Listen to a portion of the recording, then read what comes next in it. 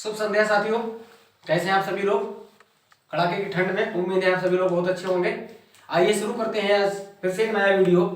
उससे पहले आप सभी लोगों से निवेदन कि हमारे वीडियो को लाइक कमेंट शेयर करना ना भूलें। और साथियों, जिन साथियों ने हमारे चैनल को सब्सक्राइब नहीं किया, कृपया हमारे चैनल को सब्सक्राइब जरूर कर दें, अपने साथियों को शेयर जरूर कर दें।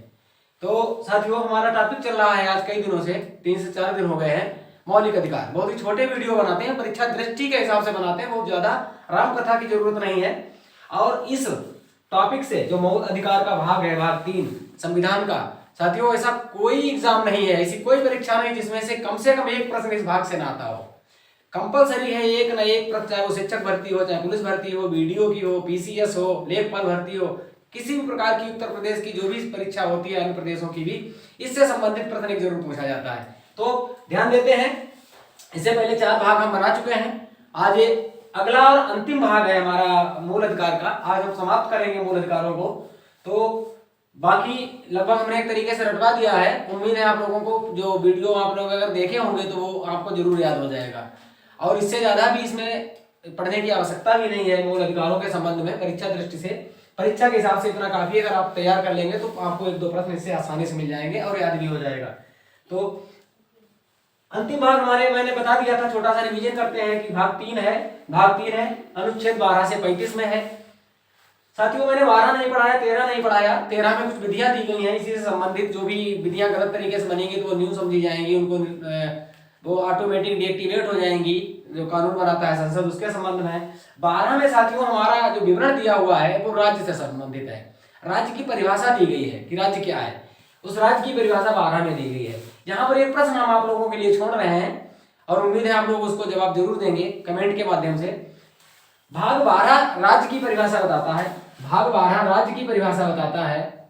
यहाँ पे एक प्रश्न आपके लिए है कि भाग 12 के अलावा कौन सा ऐसा अनुच्छेद है, कौन सा ऐसा भाग है जिसमें राज्य के बारे में या राज्य की परिभाषा दी गई है। ये प्रश्न है आप लोगों के लिए, वो बताना है कि 12 के अतिरिक्त किस अनुच्छेद में राज्य के बारे में लिखा है या राज्य की परिभाषा के बारे में लिखा हुआ है। आगे बढ़ते हैं। इसको मैग्ना कार्टा कहा जाता है। भाग 3 है। 12 से 35 में इसका विवरण दिया गया है। और कहां से लिए गए हैं? अमेरिका के संविधान से लिए गए हैं साथियों। और कुल 6 मूल अधिकार है, 7 मूल अधिकार थे। 7वां जो मूल अधिकार था वो हमारा 44वें संविधान संशोधन 1978 द्वारा संविधान से हटा दिया गया और उसको कानूनी अधिकार बना दिया गया। क्योंकि इंदिरा गांधी के समय में जो बहुत ज्यादा संवैधानिक संशोधन हुए थे, 76वें संविधान संशोधन 1976 द्वारा, 42वें संविधान संशोधन 1976 द्वारा जो हुए थे, उसमें उसी को हम इसका मिनी संविधान कहा जाता है एक तरीके से। तो उसमें इतने हुए थे, तो उसमें इंदिरा गांधी जी ने कई ऐसे संशोधन कर दिए थे जिसमें संपत्ति से संबंधित दिक्कत थी। बाद में जब सरकार बदली थी 1978 में, उस संविधान को वहां से, उस मूल अधिकार को संविधान से हटा दिया गया। तो 7वां था 31 में था, 32 जो था हमारा वो संवैधानिक विचारों का अधिकार है। एक प्रश्न यहाँ पर और हम आपके लिए छोड़ रहे हैं। वो प्रश्न ये है कि संपत्ति का अधिकार अनुच्छेद 31 में दिया गया था। संविधान के भाग 3 में मौलिक अधिकारों के तहत संपत्ति का अधिकार जो था वो आर्टिकल 31 में था, उसका विवरण दिया गया था। इसके अलावा मौलिक अधिकारों में उसका विवरण एक स्थान पर और था। उस जगह को बताना, उस आर्टिकल को बताना है कि उसके 31 के अलावा संपत्ति का अधिकार किस अनुच्छेद में दिया गया था। ये 2 प्रश्न है आप लोगों के लिए, अगर आप ध्यान से पढ़ेंगे तो आपको मिल जाएगा। तो ये हो गई मेरी मुख्य चीजें, बातें जो रिवीजन से संबंधित थी। हम इससे पहले 4 मूल अधिकारों की बात कर चुके हैं। पहला था समता या समानता का अधिकार 14 से 18। दूसरा था स्वतंत्रता का अधिकार 19 से 22। तीसरा था शोषण के विरुद्ध अधिकार 23 और 24। फिर था चौथा था साथियों धार्मिक स्वतंत्रता का अधिकार। जो धार्मिक स्वतंत्रता का अधिकार था उसका अनुच्छेद था 25 से 28। ये मैं कल तक बना चुका हूं, आप लोगों को वीडियो भेज चुका हूं। अब हम बात करेंगे आज अंतिम 2 जो हमारे मौलिक अधिकार बचे हैं, संस्कृति और शिक्षा संबंधी अधिकार, जिसका विवरण 29 और 30 में दिया गया है। और उसके बाद एक हमारा महत्वपूर्ण बचता है अनुच्छेद 32 संवैधानिक उपचारों का अधिकार। आइए देखते हैं 5वां जो हमारा मौलिक अधिकार है, संस्कृति और शिक्षा संबंधी अधिकार। इसमें क्या दिया गया है, जिसका आर्टिकल है 29 और 30। तो 29 क्या कहता है, जिसको देखते हैं पहले। अल्पसंख्यक वर्ग के हितों का संरक्षण। साथियों, इसमें अल्पसंख्यक वर्ग जो हमारे देश में है, ऐसे लोग जिनकी संख्या बहुत कम है, जिनकी जनसंख्या कम है उनको अल्पसंख्यक की श्रेणी में रखा गया है, बहुत सी ऐसी जनजातियां हैं, तो उनके हितों की बात करता है आर्टिकल 29। उसमें कहा गया है कि भारत के ऐसे सभी नागरिकों को जिनकी अपनी भाषा है, अपनी लिपि है, अपनी संस्कृति है, उनको हम किसी भी प्रकार से मतलब हम किसी भी कार्य से वंचित नहीं करेंगे और उनको अपनी भाषा, संस्कृति और लिपि का संरक्षित रखने का अधिकार दिया गया है। यानी उसको वो अपना जीवंत बनाए, इसलिए हम उनको अधिकार दिया गया है, उन पर किसी का कोई हस्तक्षेप नहीं कर सकता। ऐसा नहीं छोटे वर्ग का है, कोई बहुत जिसकी निम्न जनसंख्या है तो उसको हम अस्तित्व, तो आजकल चल रहा है कि मतलब कोई जिसकी कम संख्या है तो उसकी संस्कृति को मिटाया जा रहा है या उसकी लिपि को मिटाया जा रहा है। तो इसमें क्या है, भाषा और लिपि बनाए रखने के लिए, ठीक है, रखने के लिए संरक्षित रखने का अधिकार दिया गया है उनको। और यहाँ पे ये भी कहा गया है कि इस प्रकार के जो भी लोग होंगे, वो जिनकी अपनी भाषा या अपनी लिपि होगी, अपनी संस्कृति होगी, उनको किसी भी शिक्षक शैक्षणिक संस्थान में उनके भाषा, लिंग, जन्म स्थान, लिपि इत्यादि के आधार पर किसी भी सरकारी जो भी राज्य द्वारा पोषित होगी शैक्षणिक संस्थान में प्रवेश देने से नहीं रोका जाएगा, वंचित नहीं किया जाएगा। उनको किसी के भाषा के आधार पर वंचित नहीं किया जा सकता है। ये हो गया आर्टिकल 29। और आर्टिकल 30 क्या कहता है साथियों, इसी से मिलता जुलता है, संस्कृति और शिक्षा से संबंधित ये अधिकार है। उसका 30वां आर्टिकल 30 है, शिक्षण संस्थानों की स्थापना। इसमें यही कहा गया है कि जो भी अल्पसंख्यक वर्ग हैं उनको अपनी शिक्षण संस्थान स्थापित करने का इसमें अधिकार दिया गया है। वो अपने धर्म या अपने वर्ग के अनुसार, अपनी इच्छा के अनुसार अपना शैक्षणिक संस्थान स्थापित कर सकते हैं और उस पर किसी भी प्रकार का कोई विरोध, किसी प्रकार का प्रतिषेध नहीं किया जा सकता है। उनको इस बात का संरक्षण प्राप्त है संविधान के द्वारा, क्योंकि उनका जो है प्रवेश जो भी होगा अपना लिंग, मूल वंश, भाषा के आधार पर उन पर रोक नहीं लगाई जा सकती है। तो ये हो गया एक, इसमें 29 में अल्पसंख्यक वर्ग के हितों का संरक्षण की बात करता है। और जो 30 है आर्टिकल 30 शिक्षण संस्थाओं की स्थापना करता है अल्पसंख्यक वर्ग के लिए। ये दोनों आर्टिकल जो है अल्पसंख्यक वर्ग के लिए दिए गए हैं। आर्टिकल 32 अंतिम आर्टिकल, अंतिम मौलिक अधिकार बहुत ही महत्वपूर्ण है साथियों। ये संवैधानिक उपचारों का अधिकार। उपचार का मतलब समझ गए हैं कि जब कोई बीमार होता है तो उसका उपचार या इलाज की जरूरत पड़ती है। इसी तरीके से मौलिक अधिकारों के संबंध में अगर हमको कोई समस्या आएगी तो उसको हमें उपचार, या मान लीजिए कोई मेरे अधिकारों को छीन रहा है, कोई अतिक्रमण कर रहा है, कोई उल्लंघन कर रहा है या हमको वंचित कर रहा है, तो उसके उपचार के लिए हम व्यवस्था दी गई है कि हम उसका उपचार कैसे करेंगे, हम कैसे लागू करवाएंगे। तो इसका विवरण आर्टिकल 32 में दिया गया है। और इसमें कहा गया है साथियों कि इसके उल्लंघन पर, अगर हमारा मौलिक अधिकार उल्लंघन किया जाता है किसी के द्वारा, राज्य के द्वारा, ठीक है, तो हम उसको बचाने के लिए, उसको लागू करवाने के लिए अपने सीधे सुप्रीम कोर्ट और हाई कोर्ट जा सकते हैं। ये यहाँ पे ध्यान रखने वाली बात है कि मौलिक अधिकार इसी अनुच्छेद के तहत कहा गया है कि मौलिक अधिकार वाद योग्य है, प्रवर्तनीय है न्यायालय द्वारा। हम इसको अपना वाद दायर कर सकते हैं। यहीं पर नीति निर्देशक तत्वों का जो वीडियो बनाएंगे उसमें हमको बताएंगे नीति निर्देशक तत्व वाद योग्य नहीं है, वो सलाहकारी है। तो हम, मेरा जब कोई उल्लंघन करता है मेरे मौलिक अधिकार का, तो हम सीधे आर्टिकल 32 के तहत, किस आर्टिकल के तहत कहाँ जाएंगे ये भी ध्यान रखने वाली बात है साथियों।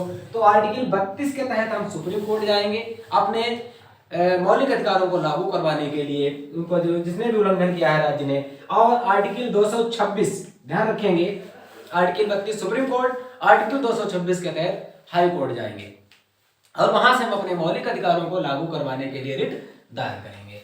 होता क्या है इसमें, सुप्रीम कोर्ट जब हम जाएंगे तो सुप्रीम कोर्ट हमारे संविधान, हमारे मौलिक अधिकारों की सुरक्षा के लिए 5 प्रकार की रिट दायर करता है, रिट जारी करता है। जब हम वहां अपील करते हैं कि मेरे मौलिक अधिकारों का हनन हो रहा है, तो वहां पर 5 प्रकार की रिट जारी करता है। वो कौन कौन सी रिट है उनके मैंने नाम लिखे हैं, आप याद कर लीजिएगा, आती रहती है। पहली है बंदी प्रत्यक्षीकरण, बंदी प्रत्यक्षीकरण हैबियस कार्पस होती है, इसको कहते हैं। दूसरा है परमादेश, जिसको मैंडामस कहते हैं। और तीसरा है प्रतिषेध, जिसको प्रोहिबिशन कहते हैं। और चौथा उत्प्रेषण, सेरिटोरियलारी जो है, उत्प्रेषण नाम की जो है, सेटिरोरी उत्प्रेषण नाम की जो है वो रिट जारी करता है। और 5वीं रिट है वो अधिकार परीक्षा, क्यों वारंटो। ये 5 प्रकार की रिट सुप्रीम कोर्ट द्वारा जारी की जाती हैं। और हमारे संविधान, हम कहते हैं हमारे जो संविधान में हमको मौलिक अधिकार मिले हैं उनकी सुरक्षा करता है।